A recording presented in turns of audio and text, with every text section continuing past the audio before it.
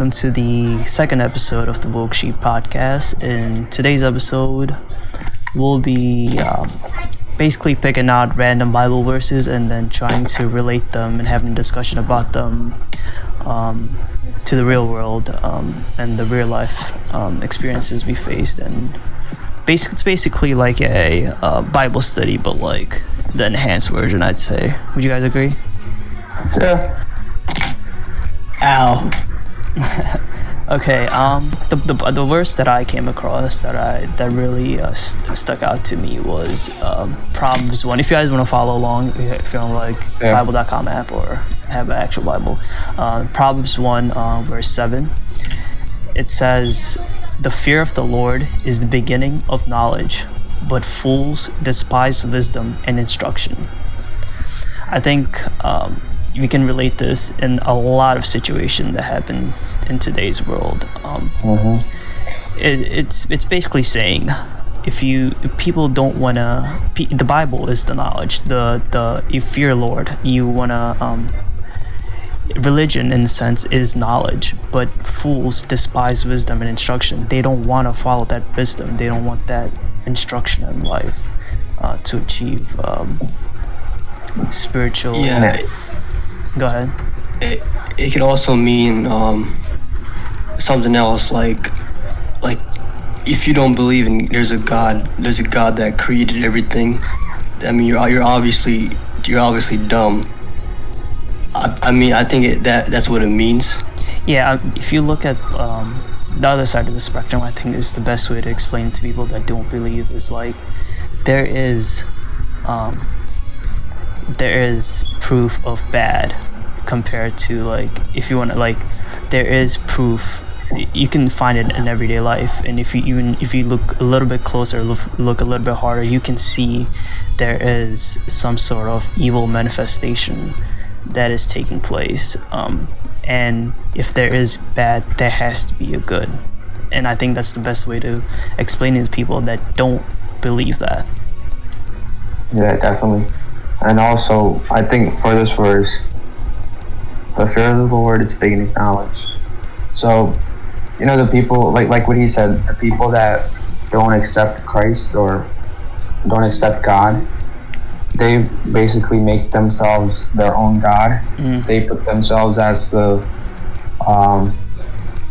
moral standard. It's like they put themselves in sense above God. This is my life. I have my choice, and they don't think God gave them that choice. It's themselves, and even if they don't put themselves as God, they'll put other people as God, like celebrities or idols.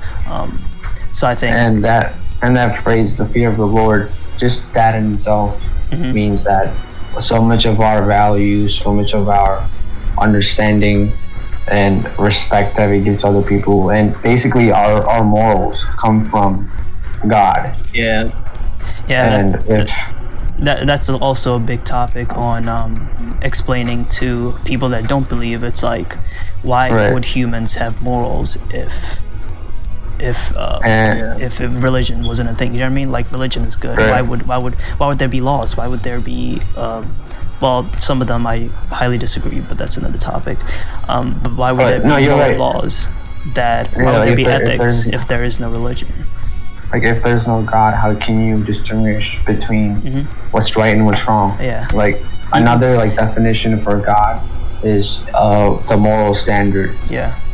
And if there's no moral standard, that means you're making yourself or other things your moral standard.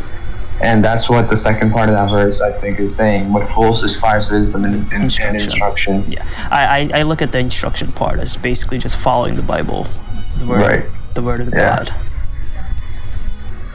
And wisdom. Have you heard this? The Bible is I'm not sure if this is I guess people just made this up, but the acronym for Bible, basic instructions before leaving Earth. I did not know that, but I would suggest I would think someone made that up because it's English and but it's interesting. And another argument I heard from atheists or whatever, the same as relating to the same topic, where they say they don't need God for moral. They say we know by nature what's right and what's wrong. Because I've heard a lot of people say, like, because of evolution, if we do bad things, then we don't evolve, right? Okay. But this is the counter argument from the Christian perspective. Yeah. At least this is what I heard from the apologetics Christians, apologists, and their argument was, let's look at Hitler, for example. To Hitler, his moral standard told him that he should kill all people that are not perfect to him. And so according to his moral standard, that's a good thing, right? Yeah. So if we all have our own moral standards, how can we make Hitler the bad guy if he was just following his moral standard? Yeah. So it's a fallacy. So. Yeah, it just contradicts itself. If you look at cases such as that. And also when it comes to that, like kids, like little kids that don't have the cognitive ability to understand what an apple is, but will know what is good and what is bad. Right, exactly. There's a sense of innate, and that's what the I guess this could be another Bible verse where it says, we're made in the image of the Lord. We're made in the image of God. That means all humans innately have the knowledge of the moral standard, what's bad and what's good. Yeah, we can take this back to Adam and Eve even. They were perfect human beings to begin with. And they knew what was bad and what was good. They knew eating the forbidden fruit was bad. Right. So we're as humans just like that, but once we come into this world, we are perfect to begin with, but there's the sin and the evil temptation that take that away from us, take the perfectness, take the innocence away from us. And I think at the end of the day, you just need to fear the Lord and take in the knowledge that He's given us and try to avoid just take in the wisdom and the instructions. And hold on, to go back to the Genesis example, there's a great thing in there where we can add the second part of it too. The fools despise wisdom and instruction. Because Eve didn't have the fear of the Lord. God told them not to eat it, and if they do, there will be consequences. Or like, right? And they didn't fear the Lord. They felt the temptation, and they became fools. Despised the wisdom and instruction that they had. They chose the other way, and well, sucks for them. Here we are. Well, sucks for us too now. Right. Do you have anything to add? Anything else? Okay, I think we can move on to the next verse. Sure. Do you want to go? I guess I can take the next verse. Yeah. So this is from the book of Ephesians, chapter 6, verse 12. And it goes, "For we do not wrestle against flesh and blood, but against the rulers, against the authorities, against the cosmic powers over this present darkness, against the spiritual forces of evil in the heavenly places." Would you mind repeating the the chapter and the verse? Yeah. Ephesians 6 verse 12. Verse 12, okay. "For the struggle is not against flesh and blood, but against the rulers, against the authorities, against the power of the dark world, and against the spiritual forces of evil in the heavenly realms." Okay, that's big. That's actually that's very big verse. Yeah, that I think that's amazing that you found that verse. Never really came across this. Especially correlating to our channel here at Woke Sheep. Especially what's going on right now. It's not against flesh and blood. That's what's okay. So you see the Black Lives Matter movement. You see the division between white and black. we're being fed the narrative and the rhetoric that the Yeah. battle is actually against flesh and blood. So yeah. people, It's so they're being divided right now. the news, the media, the politics, they all say black versus white. That's literally you can try and say that's not it, but you can sugarcoat it. But that's literally what they're putting it out there. They're trying to divide and conquer. Exactly. And you can tie this back to the fear of the Lord. The verse before that says, "Put on the whole armor of God, that ye may be able to stand against the wiles of the devil." Like the devil's schemes. If the fear of the Lord, it will expose those to you. Yep. And the second part is against the rulers, authorities, and the power of the dark world, and against spiritual force of evil. It's that though you can represent those as being the elite, right? The top 1% That's of the key. powerful. That section is key. Yeah. So these people, the rulers, the authorities, are the people that make up the higher ups, the ones that run organizations, the ones that run Disney, the ones that run everything that goes out of your phone. The Rothschilds, like I didn't want to point out any 1%. names, but I did. yes, the Rothschilds. If you do some research on them, they own 98% of the world's money. And every single federal bank is in their names. Only ones that don't own are countries such as like North Korea, China, Russia, I believe, and there's another one in there. But everything, all the other banks in America, in Europe, in Asia, Singapore, everything, I don't know think how to about write. our Federal Reserve. Yeah, The United States Federal Reserve. Exactly. The money in your hands is controlled by these evil groups that then literally everything you have is controlled by them. If the money, you think about it, you use money, you think about money every day. There's not one person in this world that doesn't think about money every day, and that is owned by the evil. So you're just they found a way to come into your life without even knowing and just controlling it. We as humans are now vulnerable to money. They can manipulate us with that. Yeah, and it also the high places you can translate that to like heavenly places. That means like the most holiest places like churches. There's wickedness there as well that we don't even see. Yeah, I mean. And if you look at I'm not calling anybody out. If you look at the Roman Catholic Church, like things they've been doing in the background, like the pedophilia and all that other stuff. I mean, in all forms of the church. So the Catholic Church. The Catholic Church is like the biggest church now. I don't think we want to single out the Catholic itself, but I think all forms of churches are involved in it. But I think they're just out there because of the money they make, and they basically how powerful they are. How powerful. And I think when it comes to the Catholic Church, I think it's mainly like the Vatican and that structure, infrastructure there. Because I don't think priests that go in, all the priests that go in, or they don't have that mentality that I want to be, you know what I mean? I think it's just the we don't want to generalize. Yeah, definitely not, especially when it comes to religion. But at the same time, you gotta think that there are people like that though that just want to make money. Yeah, I mean, and that's human nature when it comes, if it comes down to it, that's human nature. If you want to survive, you want to make money. That's what we've been fed, and that's what we're taught to do.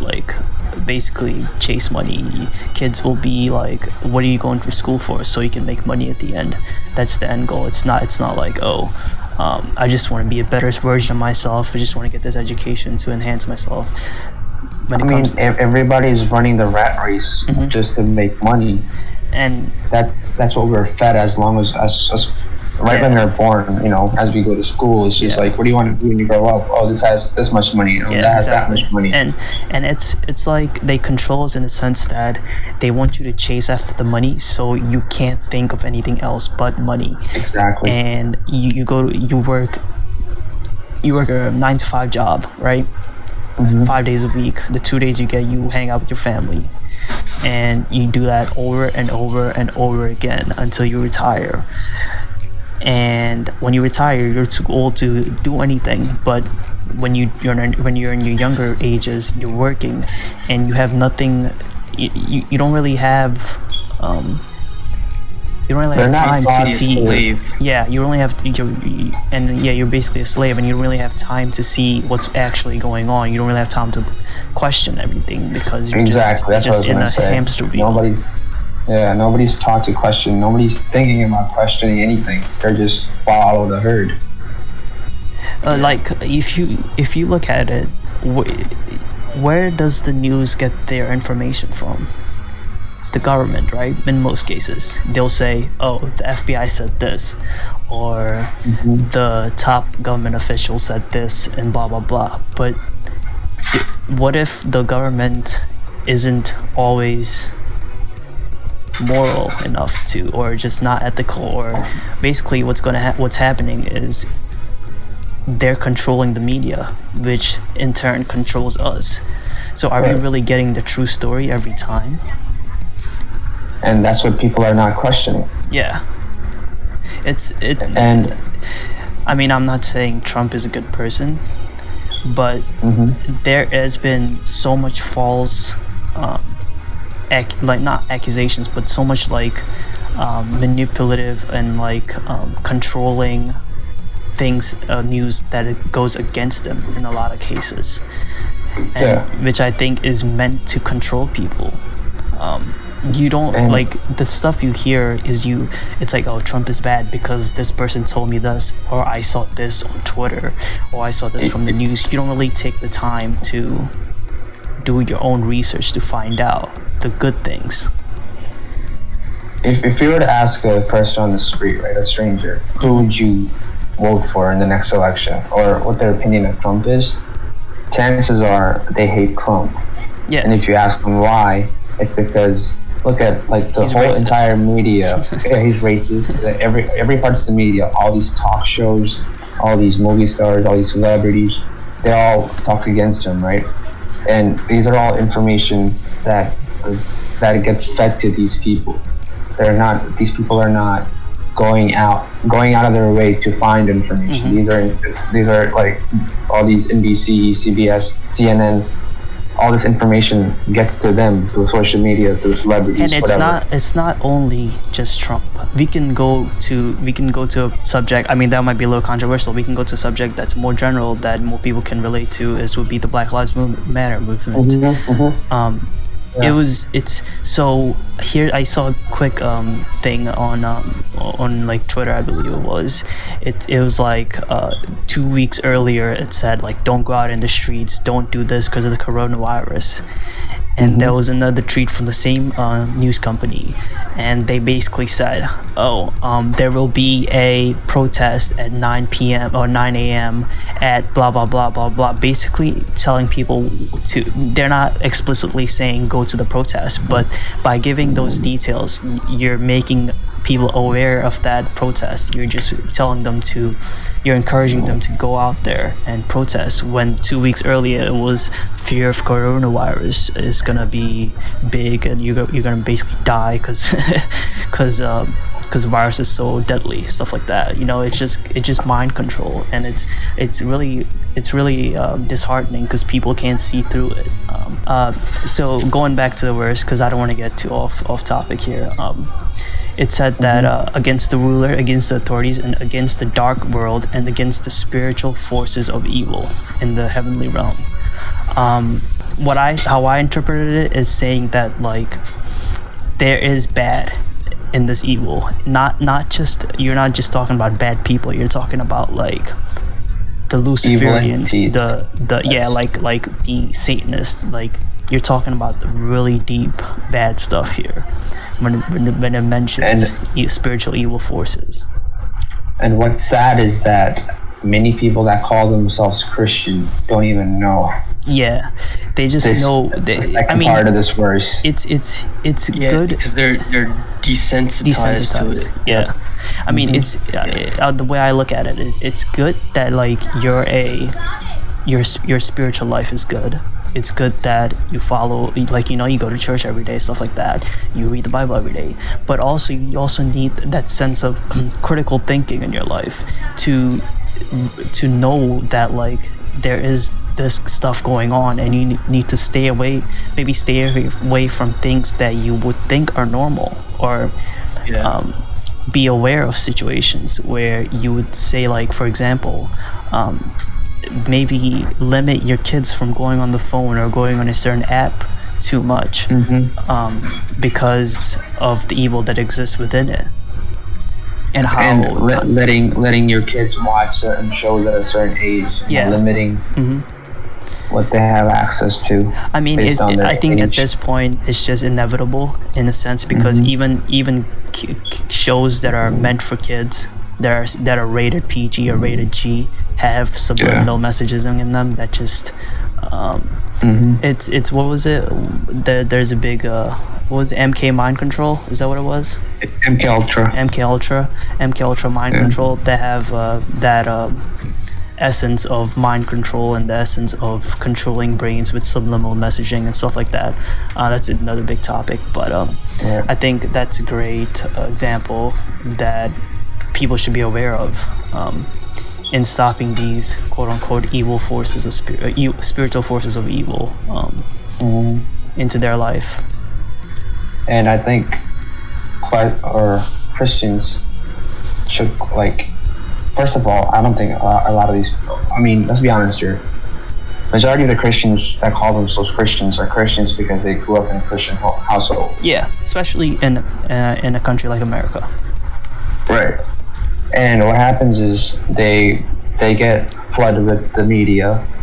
Then they go to school, go to college, and they just get flooded with the atheistic worldview. Yeah. And that's why a lot of people change from their faith when they get to college or something like that. Yeah, they just see it as like being replaceable with atheism.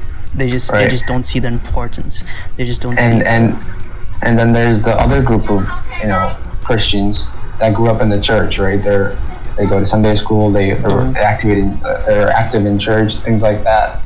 So they think of themselves as Christian, but when they see the same indoctrination of all this atheistic worldview and all this, they just follow the crowd. They just and they compromise. And they compromise faith for a certain they compromise situations. Their beliefs. They compromise their beliefs for what the world think are moral values. Like, exactly. I mean, I'm not gonna get in because our videos might get taken down again, so I'm not gonna get into that topic. But abortion, transgenderism, or a bunch of the other. But so I think they're falling into the traps is what is happening. They're being manipulated by the media, by social media, by news, by politicians, and they're just falling into the trap, and which is making bad things seem okay.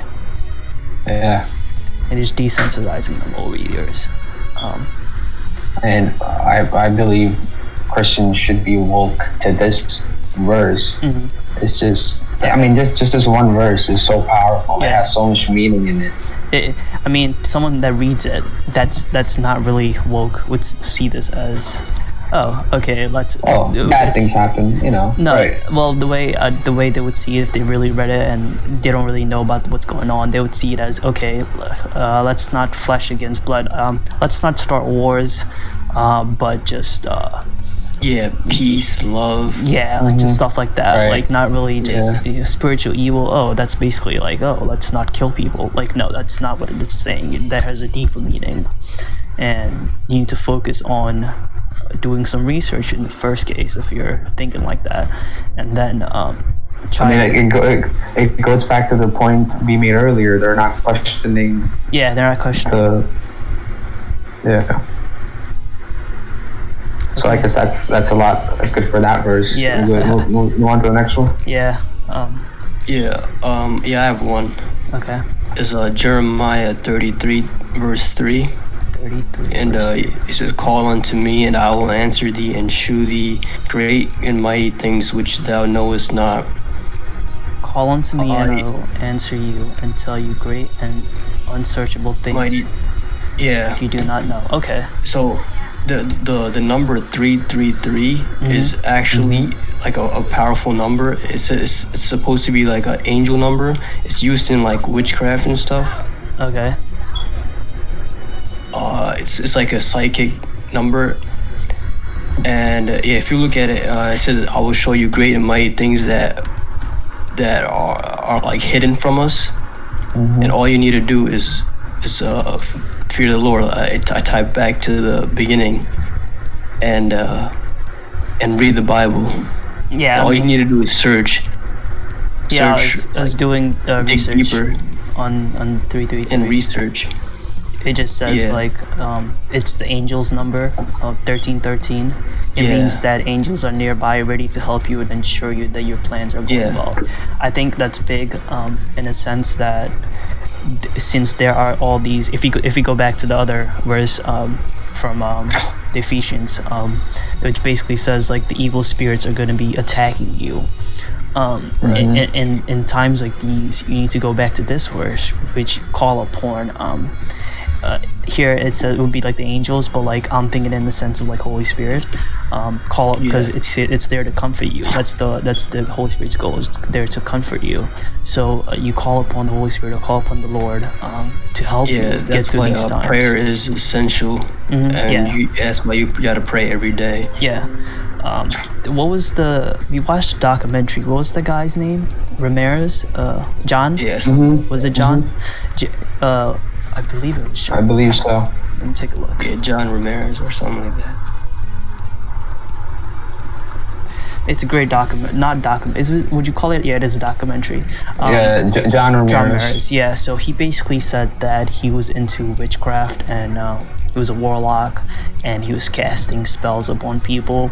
But the part that really stood out for me was he couldn't cast spells, or it was really hard for him to cast spells on people that prayed every day, that actually had God in their life. I think that really stood out for me because I really before that I really thought of prayer as like a addition kind of thing, like like something like a not really essential, but like you know what I mean, like just you do it because like you want to show God that you respect him, you want to show God that you look up to him, you want to show him that you still remember him. But this kind of opened my eyes to like, okay, you pray and you want to mean it when you pray, so that stuff like this doesn't happen to you. You call upon him so that when you pray, things actually happen. Yeah, you don't even that are very powerful. After I did that prayer, after I watched the documentary, I started to pray, and stuff did happen. I think you guys know what I'm talking about, but it really changed, and it just opened my eyes to prayer and how powerful it could be. And when you genuinely pray, like it's a genuine prayer, and you know in your heart it was genuine, and you see results from that prayer, you can't compare that to anything else. Yeah, it's just one of the mighty works of God. And it's interesting, the three verses we picked, it's they basically interlock with each other, right? And even the order, this wasn't planned, this wasn't picked out like an hour ahead. We talked about this was just literally right after each other, randomly picked it. Yeah. And I think it just interlacks perfectly, as in like mine just starts off and then yours just talks upon it, and this kind of just pushes them both together. Yeah. Like if you have the fear of the Lord, you will call to him and ask to awaken you. And if you are awakened, you'll know what Ephesians says, which is about the rulers and authorities with darkness in this planet. And if you need any more answers, you just call to him, and he will lead you the right way. He will give you that wisdom and instruction that was listed in the first verse. Exactly. And one interesting thing about that Jeremiah verse is also you're seeking Yeah, the unknown. You want to seek. Yeah. Yeah. And know- there's verse that says, "Seek and ye shall find." Yeah. And call unto me, and I will answer thee. I don't know what I heard verse that before is. too, but yeah. Yeah, that was a really common. Yeah. Seek and you shall find, knock and Yeah, you shall you shall open. find. Yeah. Yeah. And I swear, when I actually like read Jeremiah 33 and I prayed, and all these like YouTube channels that I didn't even know about just popped up on my YouTube like suggestions that Yeah. are like mind-boggling and eye-opening. It just opened your eyes. Yeah. That happened to me too sometimes. Like I'll look for answers. It's like I'll crazy. question, not even just like in prayer, but like I'll question to myself. I'll say to myself, I'll think about it for say like 15 minutes. I'll just think about it. I'll just sit there and think about it, and then like an hour later I'll be on YouTube, and one of the recommendations would be a video for something that I was questioning, and I'll watch it and it'll just answer my question. And I'm not talking about like just like, oh, like why do whales swim, stuff like that. Like I'm talking about like, Yeah. like actual spiritual questions that I have. And it's the funny thing is, I mean, that verse, the other verse that he mentioned, seek and you shall find, right? Thing is that the things that we do find are the things that we seek. So just to put that into retrospect, the people that are not woke, or the people that follow the herd of the mainstream media, they're not seeking answers. They're not seeking Christ. That just adds like, it's just like a wall, like, you know what I mean, like you guys know about the Iron Curtain and stuff. Like it's just like, it just blinds them to the stuff that's on the other side, the good stuff, the spiritual awakening stuff, the religious stuff that's supposed to help them in life, and these people just block him. It's just like a wall that just comes in the middle, and it's their job to hop over the wall and do the seeking for themselves instead of just following and going with the wall. And often, like from a lot of the lectures and things I've heard, often the way of Christ or Christian, to be a Christian, it's sacrifice, right? It's you're not pursuing happiness, you're pursuing truth and joy. You're pursuing eternal happiness. And you compare that to the normal people of today, they're pursuing happiness, which means it's just fame, not necessarily fame, but like money. Yeah. Their mentality is, I'm gonna die tomorrow, so let me just have as much fun as I possibly can. For them, the afterlife is just it's just a period. It's just a termination of everything that ever existed. That's not how it works. And there was a whole trend where the YOLO trend. YOLO. You only live once. Right. So people just do crazy shit. Yeah, that's. Oops. I think these are 3 great verses. Really informative. And really good. Really eye-opening, and I hope someone that watches this, I hope they can relate to us, and if they previously didn't know this stuff, they learn something new from watching this, and it just opens their eyes also. So I think that's the whole goal of this YouTube channel. Is even if it's just one person, I think there'll be a great achievement. Exactly. I mean, if we spark the change in another person's mind, that leads them to open their eyes and to question. truth. We're not even asking. We're not even trying to change opinions. We're not asking to pursue something. We want the people to seek for themselves. You know what I mean? Just question something that maybe they thought that was true, but question that and maybe look at it from a spiritual perspective. And that's what people are failing to do right now. Just they're not questioning anything. They just, and I guess that's our number one concern. Is just, or our goal is so that people begin to question and try to find answers. Alright, I think this will be the end of the episode. Thanks for watching.